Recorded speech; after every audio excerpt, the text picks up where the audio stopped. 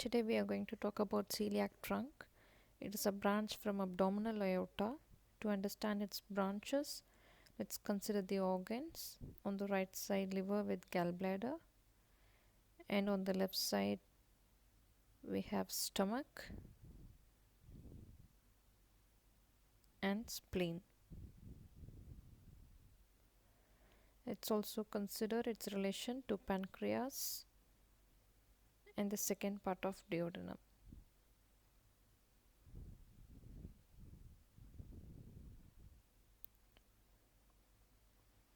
So its first branch is left gastric artery.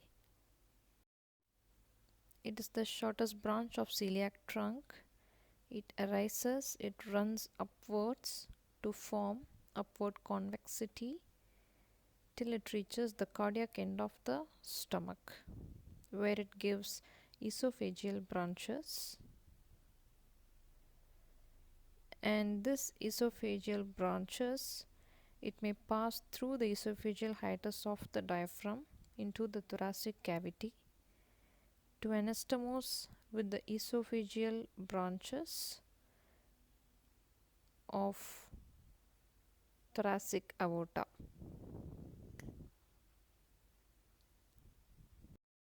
Apart from the esophageal branches, it gives gastric branches when it runs along the lesser curvature of the stomach. So to summarize the left gastric artery, we should know it is a content of lesser omentum. It gives off esophageal branches near the cardiac end of the stomach. It gives gastric branches when it runs in the lesser curvature of the stomach. Also remember, this left gastric artery anastomoses with the right gastric artery, which is a branch from hepatic artery proper, which we'll be seeing later. Second branch is planic artery. It is the largest branch. It is tortuous, runs behind the stomach, reaches the hilum of the spleen. It reaches the hilum of spleen through the ligament called lienorenal ligament, and it gives off short gastric branches which supplies the fundus of stomach. Just remember, these short gastric arteries runs through the gastrosplenic ligament. It also gives left gastroepiploic artery which runs in the greater curvature. Let's see the splenic artery's relation to the pancreas.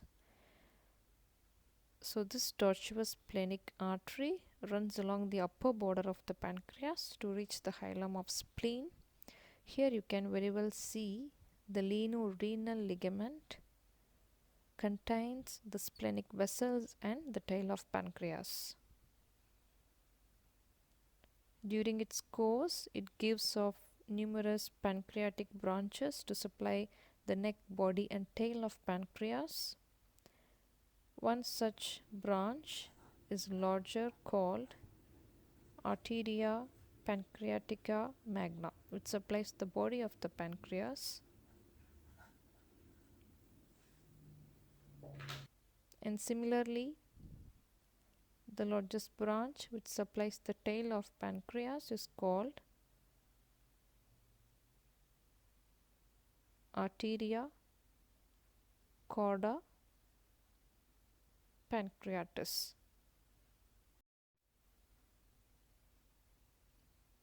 Just remember, these arteries run posterior to the pancreas.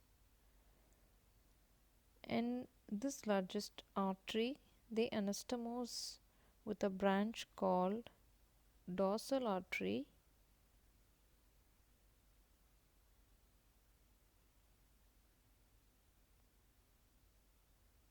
which is a branch from superior mesenteric artery.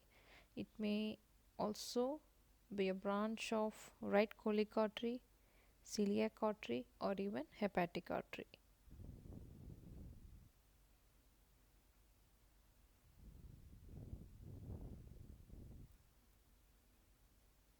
So to summarize, the splenic artery,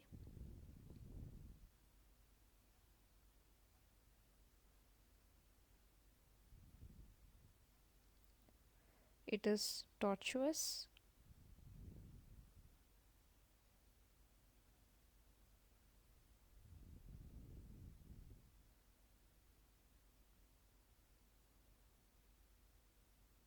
it reaches the spleen through the leno-renal ligament. So it's an important MCQ.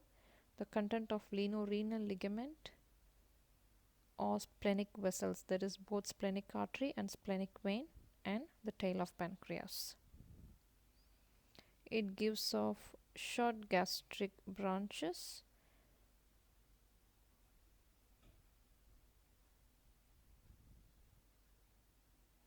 also left gastroepiploic artery which runs along the greater curvature of stomach.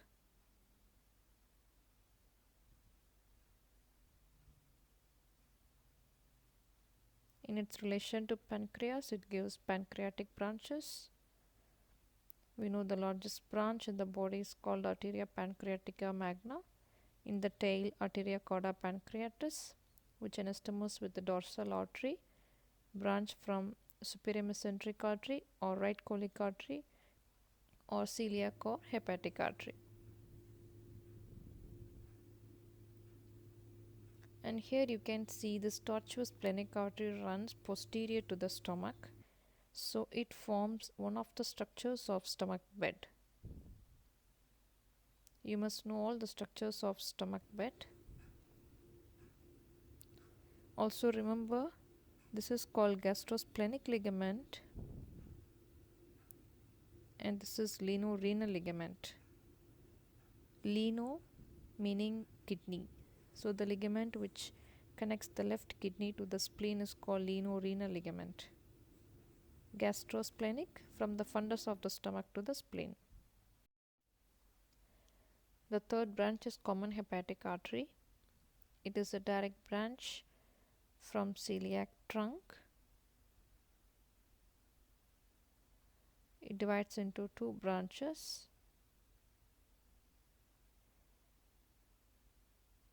This is hepatic artery proper, which enters the liver through the porta hepatis. On reaching the porta hepatis, it divides into right hepatic artery and left hepatic artery.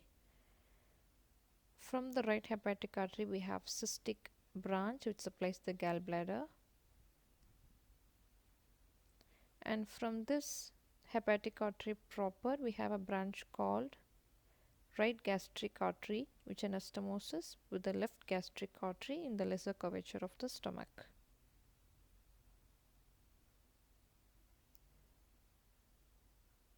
So another branch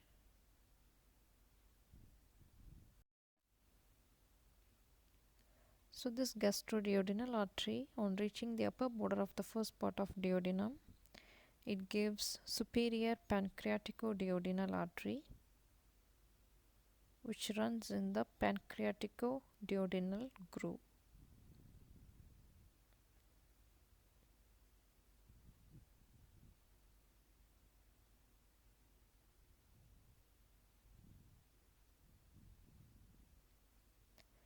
It also terminates by giving another branch called right gastroepiploic artery which anastomoses with the left gastroepiploic artery in the greater curvature of stomach. So this is right gastroepiploic artery, branch from gastroduodenal artery, and this is left gastroepiploic artery, branch from splenic artery. So here is the anastomosis in the greater curvature. In the lesser curvature, we have anastomosis between right gastric artery, branch from hepatic artery proper,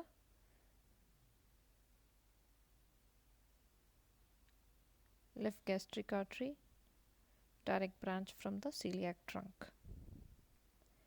So these are the two anastomoses in the lesser and the greater curvature of the stomach.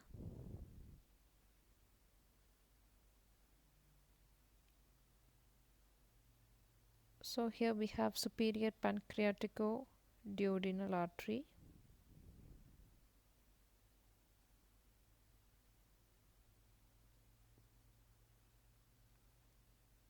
This superior pancreatico-duodenal, as I told, it runs in the pancreatico-duodenal groove, which anastomoses with the inferior pancreatico-duodenal artery, which is a branch from superior mesenteric artery.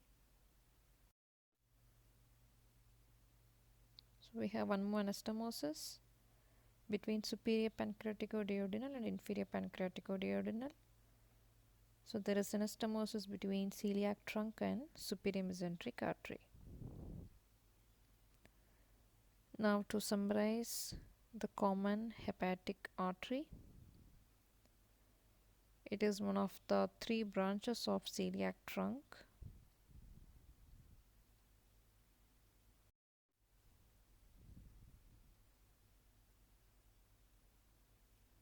Abdominal aorta, coeliac trunk. This is common hepatic artery,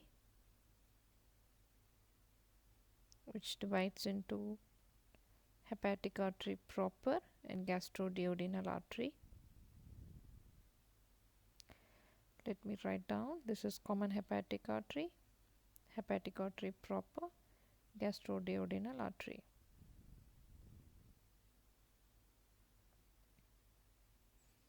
This hepatic artery proper, on reaching the porta hepatis, it divides into right hepatic artery and left hepatic artery.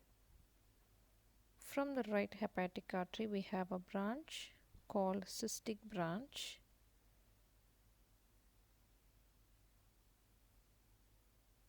which supplies the gallbladder.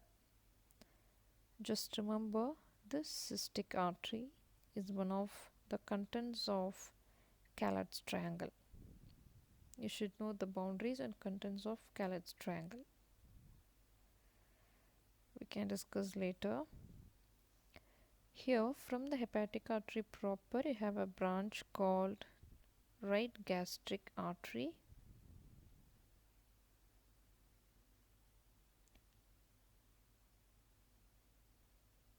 and the same old story, the right gastric artery anastomosis with the left gastric artery along the lesser curvature of the stomach.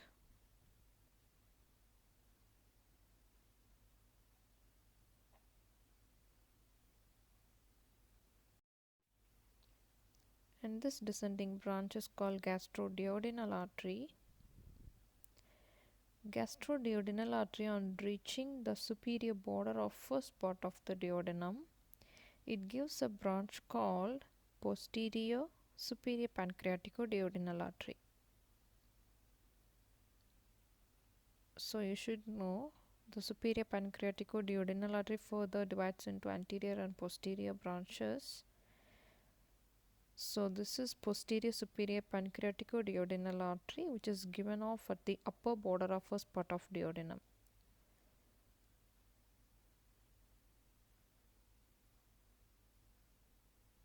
This is the C-shaped duodenum with head of pancreas.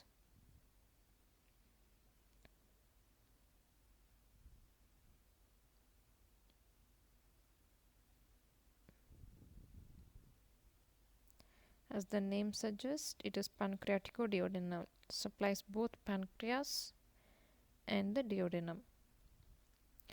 So this gastroduodenal, on reaching the lower border of the first part of duodenum, it gives off anterior superior pancreatico-duodenal artery. Generally, the superior pancreatico-duodenal artery runs in the pancreatico-duodenal groove and anastomoses with the inferior pancreatico-duodenal artery, which is a branch from superior mesenteric artery.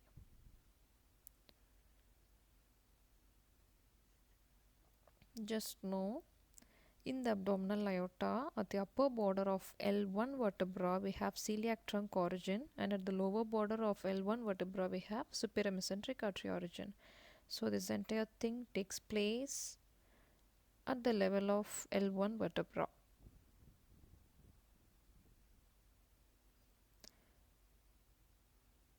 Generally, the gastroduodenal artery terminates by giving superior pancreaticoduodenal artery and right gastroepiploic artery. This right gastroepiploic artery runs along the greater curvature of the stomach, anastomosis with the left gastroepiploic artery from the splenic artery.